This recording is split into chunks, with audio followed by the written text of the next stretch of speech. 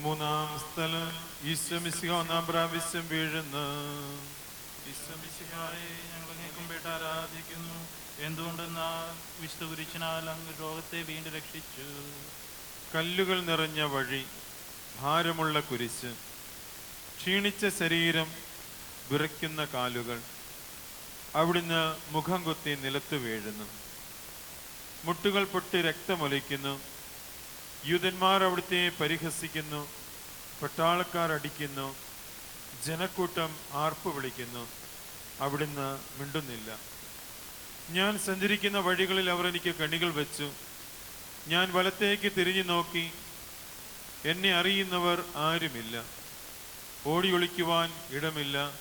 എന്നെ രക്ഷിക്കുവാൻ ആളുമില്ല. അവിടുന്ന് നമ്മുടെ ഭാരം ചുമക്കുന്നു. നമുക്ക് വേണ്ടി അവിടുന്ന് സഹിച്ചു.